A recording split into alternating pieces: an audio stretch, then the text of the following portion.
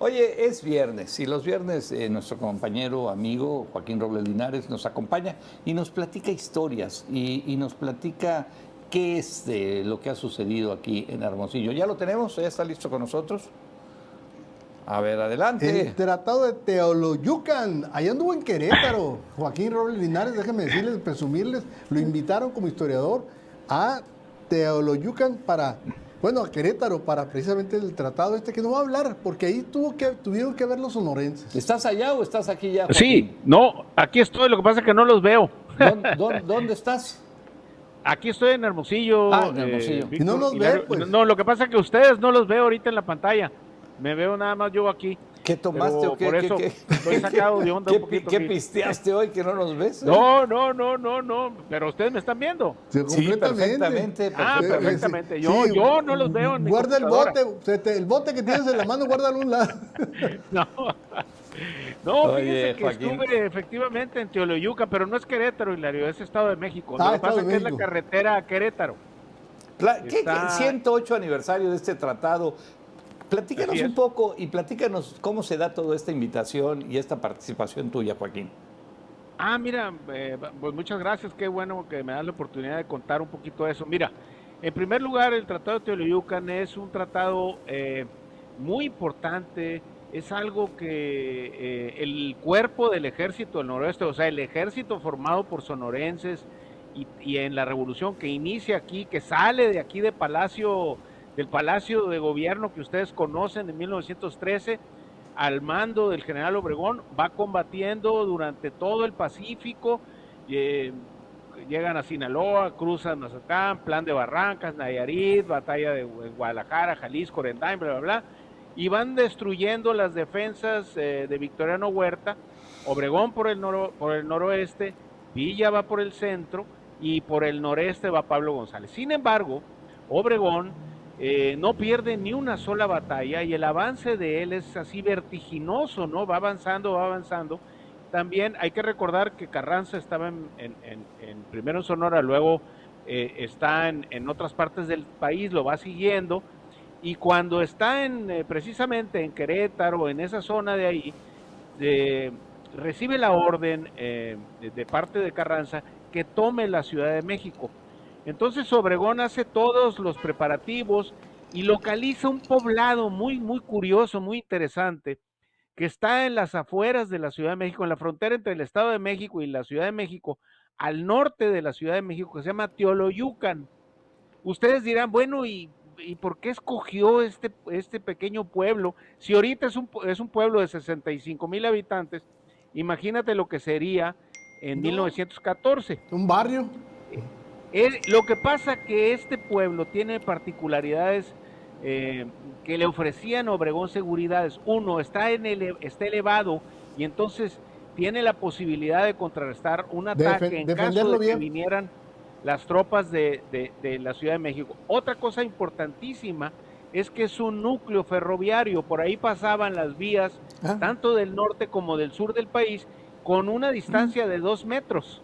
Entonces Obregón define y decide establecerse ahí, y ahí se juntan con las antiguas autoridades del Ejército Federal, las que había dejado Victoriano Huerta, el gobernador del Distrito Federal, el encargado del ejército y todas las personalidades que pues se habían quedado. Huerta salió huyendo a mediados de julio y entonces Obregón los rinde ahí en Teoloyucan, firman los tratados.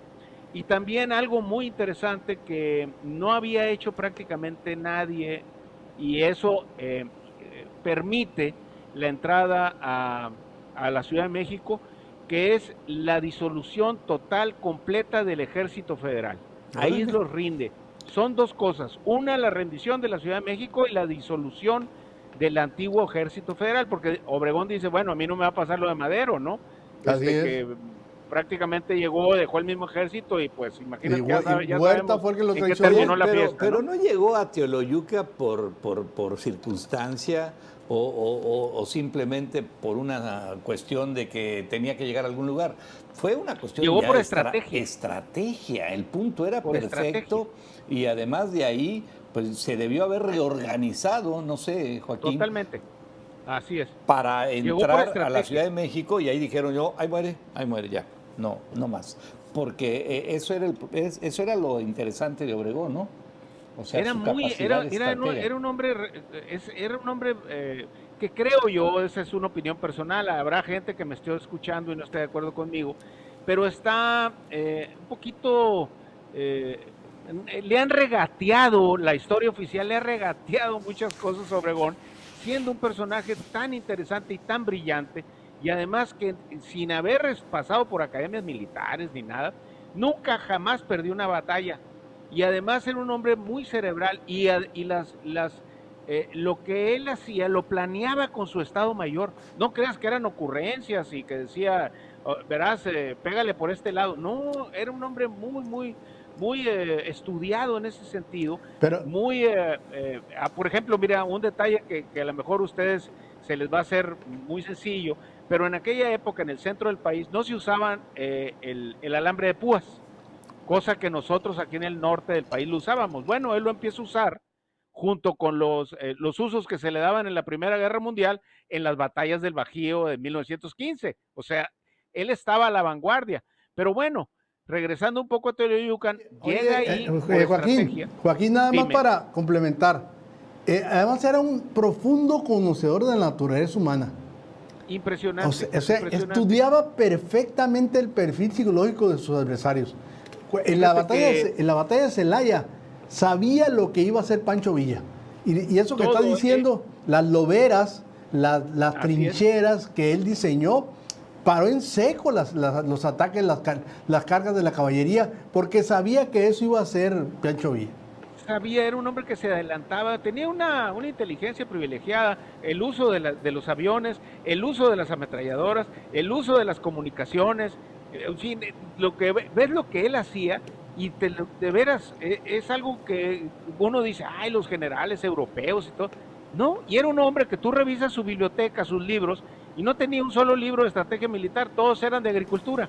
Entonces era algo interesantísimo. Y aquí en Teoloyucan él decide ese punto, disuelve al antiguo ejército, le da garantías a la Ciudad de México de que no va a ser saqueada porque era el temor. Imagínate los habitantes porfirianos de la Ciudad de México que fueran saqueados y violentados en sus propiedades por una horda de desconocidos. O asesinados, claro. O asesinados. Entonces ahí él se compromete y después de Teoloyucan, para el día 15, toma la ciudad, recibe pues todas las atribuciones, se posesiona de los cuerpos de policía, desarma el ejército desde Teoloyucan hasta Puebla, lo va desarmando, incluso a los particulares va haciendo un registro de las armas que tienen, y a los soldados del antiguo ejército se les da 15 pesos y se les regresa donde estaban, ¿no? Y entonces toma posesión por completo. Y algo muy interesante, para el día 15 entra a la Ciudad de México y la Ciudad de México se sorprende porque pues eran totalmente desconocidos. ¿Quiénes eran estos personajes que se vestían de forma distinta, que su fisonomía pues no correspondía más o menos a lo que ellos habían visto hasta esa época? Y cosa muy curiosa, había soldados criollos, oficiales y también oficiales indígenas, y seguidos todos mezclados entre batallones mayos, batallones criollos y batallones yaquis. Entonces es algo que sorprendió, y creo yo que hay dos cosas. Uno, fue la llegada del ejército del noroeste con Obregón, el triunfo de la primera fase de la revolución y la derrota y el cierre definitivo del antiguo régimen. Por eso es importante Teoloyucan. Oye, Joaquín, nada más también otro subrayado, el Obregón no le gustaba lucir las charrateras de general, ni las insignias, ni ponerse un montón de águilas. Parecía que era soldado raso. No, él no usaba esos aditamentos ni usaba. Lo único que tenía era una pequeña águila como general de división que le había dado el cargo Venustiano Carranza. No tenía tampoco ni colgaba medallas. Oye, Joaquín, pero regreso al principio de este espacio. ¿Fuiste allá invitado? Sí, fui invitado por la presidencia municipal, una cosa que me honra mucho. Órale, qué me dio padre. mucho gusto, porque fíjate que para, pues quizá picar un poquito la cresta aquí, ellos hacen un festival muy importante en Teoloyucan de pues, como 10 días o más si tú quieres, donde festejan precisamente la firma de los tratados al general Obregón. Qué bien. Tienen una plaza donde está Obregón y con letras doradas en una pared dice Cuerpo del Ejército del Noroeste. Lo que no tenemos aquí. Y hacen un desfile militar con el ejército. Yo tenía mucho que no veía un desfile Lo que no hacemos aquí. militar con tantas armas. Oye, sí, lo que no hacemos aquí. Nadie lo sabe, Joaquín. Se hace un evento el día 13 en una plaza especial que tiene el ejército con las autoridades del Estado de México, con las autoridades del municipio. Y miren, algo que yo no había vivido, no sé ustedes están más viajados que yo. Dinos viejos, pues ya. Un evento muy solemne con las bandas militares, con las autoridades del Estado de México, discursos muy emotivos. ¿Algún familiar de Obregón? ¿Algún familiar de Obregón? No, nadie. A mí me invitaron precisamente porque la cronista del ayuntamiento desde el 2019 hizo contacto conmigo a ver si yo tenía ciertos documentos que ellos habían buscado por todo el país, que eran precisamente los tratados de Teoloyucan, y afortunadamente en unos documentos y archivos que había estado revisando y que había trabajado, me encontré precisamente un informe y un parte de guerra del general Obregón a Carranza, donde le informa punto por punto lo que se había hecho en Teoloyucan. Y entonces ellos les dio mucho gusto y les debé una copia certificada y me invitaron y di una pequeña, pues tuvimos una pequeña ceremonia en la plaza con la gente, porque es un festival muy, ¿qué te diré? Pues muy bien hecho. Ay, padre. Muy relevante. Oye, ¿y hoy día cuántos habitantes tiene Teoloyucan?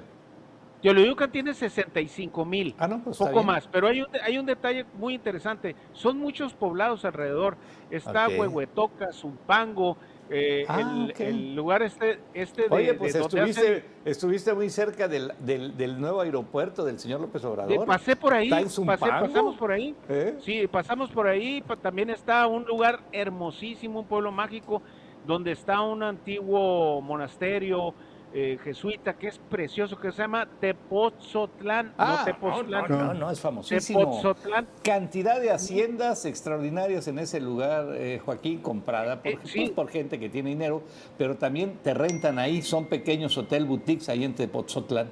Y un lugar precioso. En Tepoztlán, lo que es el Museo Nacional del Virreinato, yo me quedé azorado, impactado. Nunca había visto un barroco mexicano tan refinado, tan bonito.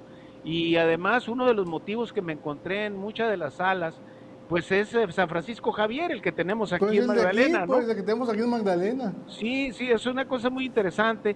Y entonces, pues para mí fue conocer una parte, no conocía esa zona de la Ciudad de México, Cuautitlán Izcalli, la parte todas esas... norte de la Ciudad de México. Sí, y además de la historia, una cosa muy interesante para ustedes que también están en otras partes, como son los negocios, me encontré que es un centro de compañías logísticas nacionales importantísimo. Yo nunca había visto tantos estacionamientos con cientos de trailers que desde ahí, de esos lugares, salen a todo el país. Es un punto de distribución. La verdad me impactó las fiestas. Me honró mucho que me hubieran invitado. Hacían énfasis como si llegara de Marte. Aquí tenemos un sonorense, decían, ¿no? Entonces, pues estuvo muy bien. Qué bueno. Felicidades, la verdad, Joaquín. Felicidades, muchas gracias por tu, pues luego, esto no es gratis, es un reconocimiento a tu trabajo, a tu trabajo de historiador y sobre todo pues a un trabajo muy serio que has hecho durante toda tu vida. Joaquín, pues muchas gracias. Nos gustaría seguir, pero ya sabes que el tiempo se nos acaba. Claro. Gracias por ser parte de esta historia y gracias por hablarnos del Tratado de Teoloyucan y de Don Álvaro, y de Álvaro, el generalísimo Álvaro Obregón, que hay que reconocerlo. Y tú lo dijiste bien, creo que la historia no le ha hecho justicia todavía.